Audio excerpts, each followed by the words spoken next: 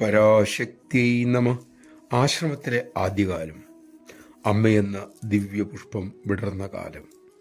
അർഹരായ സാധകരായ വണ്ടുകൾ പറന്നെത്തി. ആദ്യകാലങ്ങളിൽ അമ്മ മക്കളുടെ എല്ലാ കുറവുകളെയും അവഗണിച്ചു. സാധകരാകുന്ന പൂമുട്ടുകളെ മെല്ലെ വിടർത്തുന്ന കഠിന യത്നത്തിലായിരുന്നു വിശ്വമാതാവ്. അവരുടെ വാസനകളെ അമ്മ മെല്ലെ അങ്ങനെ മാറ്റാൻ തുടങ്ങിയിരുന്നു.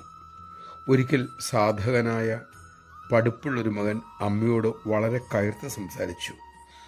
ആ നിമിഷം അമ്മ കുറച്ച് കൽക്കഷണങ്ങൾ വാരിയെടുത്ത് ഓരോന്നായി ശ്രദ്ധാപൂർവം തൻ്റെ മുമ്പിൽ വയ്ക്കാനും തുടങ്ങി.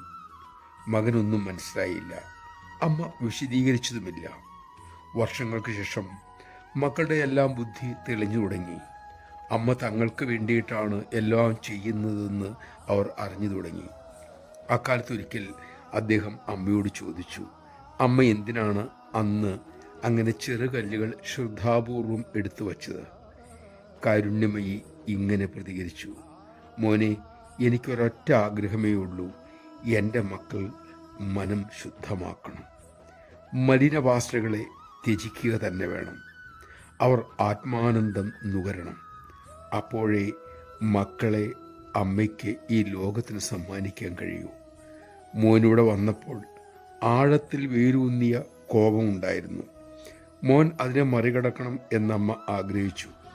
മോൻ ഓരോ പ്രാവശ്യവും പരുഷവാക്കുകൾ പറയുമ്പോഴും കോപിക്കുമ്പോഴും അമ്മ അതൊരു മന്ത്രമായി ഈശ്വരനെ സമർപ്പിച്ചു കൊണ്ടേയിരുന്നു. ഓരോ കൽക്കഷണവും പുഷ്പമായി സങ്കല്പിച്ച് അമ്മ മോനു വേണ്ടി ഭഗവാന് സമർപ്പിച്ചു. നമഃശിവായ.